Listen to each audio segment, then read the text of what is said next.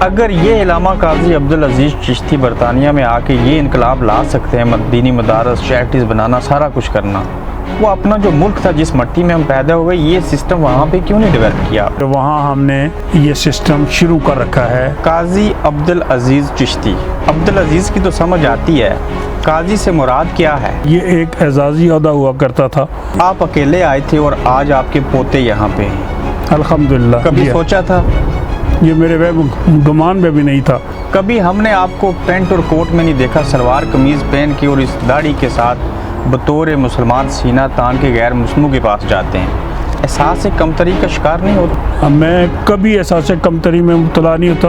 آپ کا یہی ارادہ تھا کہ آپ نے یہاں پہ آگے دین کے لیے اور مساجد کے لیے کام کرنا ہے؟ میری تربیت ہی اس انداز میں کی گئی تھی کہ میں نے اپنی زندگی کا مدعا خدمت اسلام کو بنا لیا۔ آپ یہ چیز سمجھتے ہیں کہ آپ کو اور مجھ کو اللہ تعالیٰ کی ذات نے اس کام کے لیے چنا تھا، یہاں لایا گیا؟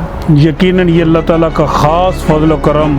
میں چاہتا ہوں کہ آپ سے تھوڑی سی ہٹ کے باتیں کی جائیں، بسم اللہ۔ چونکہ آپ کا ایک تجربہ بڑا وسیع قسم کا ہے۔ جب آپ غیر اسلامی ملک کے اندر آتے ہیں تو کئی فرائض آپ کے اوپر فرض نہیں رہتے، لیکن استغفر اللہ کہ ہمارے سکولز، کالجز، ہاسپٹل کے اندر یا جیلوں کے اندر حلال کھانا جو ہے وہ مہیا کیا جائے گا۔ اس سے پہلے حرام تھا، اس سے پہلے مکس تھا۔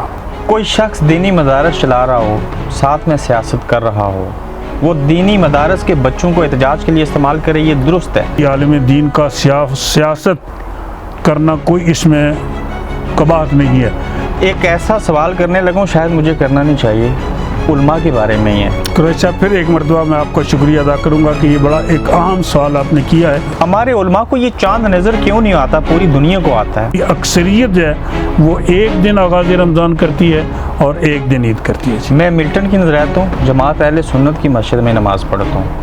ہم آپ سے ایک دن پہلے عید کرتے ہیں، آپ لوٹن والے ایک دن بعد کرتے ہیں، پھر آپ کی بات سچ تو نہ ہوئی؟ ہاں، یہ آپ نے درست کہا ہوگا، لیکن وہاں چاند کو دیکھنا، نظر آنا یا نہ آنا ایک شرعی مسئلہ 100% شرعی مسئلہ ہے، لیکن مکان کی مورگیج لینے کے اوپر سارے ایک ہی پروسیس سے گزرتے ہیں، وہاں شریعت نہیں نظر آتی؟ یقیناً چاند کے مسئلے سے میں آپ سے یہ عرض کروں، ٹیکنالوجی ہے، گوروں کو پتہ ہے کہ ہر سال ہر مہینے میں کون سا چاند کس تاریخ کے اوپر نکلے گا۔ اگر آپ اس کو فالو کر لیں یا ایسا پرپوزل لایا جائے تو یہ ممکن ہے کہ سب سے پہلے شریعت کی بات ہے، اس کے بعد آبزرویٹری۔ اس کا مطلب کہ ہمیں سائنٹسٹ چاہیے، علماء نہیں چاہیے عید کے لیے؟ میں آپ کے ساتھ بالکل اتفاق کرتا ہوں۔ کیا آپ کو لگتا ہے کہ چندہ جمع کرنے کے لیے بعض علماء دوسرے دن عید رکھتے ہیں؟ یقیناً ان میں کچھ لوگ ایسے ہیں۔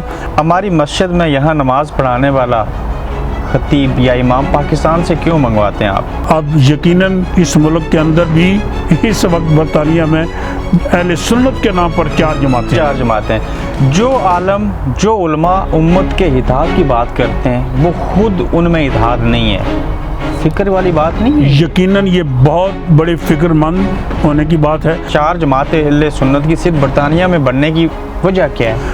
انا کا مسئلہ ہے؟ 100% اپنی انا کا معاملہ ہے۔ کیا وجہ ہے کہ مسجد کمیٹی کے صدر سے اور مسجد کمیٹی کے ممبروں سے امام جو ہے آزاد نہیں ہے؟ میں آپ سے یہ عرض کر دینا چاہتا ہوں، آپ اس چیز پہ بلیو کرتے ہیں کہ کسی کی داڑھی چھوٹی یا بڑی ہو تو وہ امام نہیں ہو سکتا؟ یقیناً شریعت مطہرہ نے جو ایک نصاب مقرر کر رکھا ہے۔ علامہ صاحب، یہ جو فتویٰ ہم نام سنتے ہیں، یہ کیوں بار بار نازل ہو جاتا ہے؟ اس کی کیا اہمیت ہے؟ بیسیکلی اس کی وجہ یہ ہے کہ اگر یہ پبلک پراپرٹی ہے تو کوئی ایسا بھی سسٹم ہے جو آپ کو بھی پوچھ سکتا ہو؟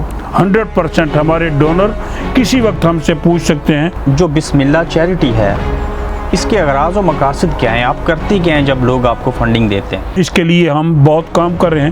اگر آپ کا بیٹا اس بیماری سے نہ گزرتا تو کیا آج آپ تھیلیسیمیا کے مریضوں کا علاج کرتے؟ یقیناً اس بیٹے کی وجہ سے برطانیہ میں آئے تو ہم عیسائیوں کے پڑوسی بنے، مر گئے تو پھر بھی ان کے پڑوسی بنے، الگ قبرستان کیوں نہیں ہے؟ اس کی بیسک وجہ یہ ہے کہ اس وقت جو کہ وزیر اعظم عمران خان صاحب یونائٹڈ نیشن میں انہوں نے سارے داغ دھو دیے، متاثر ہوئے ان کی تقریر سے، جو گفتگو کی ہے وہ مبارکباد کے مستحق ہے۔ کبھی کبھی فیل ہوتا ہے کہ آپ کے لیے وقت نہیں نکالا؟ یقیناً یہ آپ نے بڑی اچھی اور خوبصورت بات کی ہے۔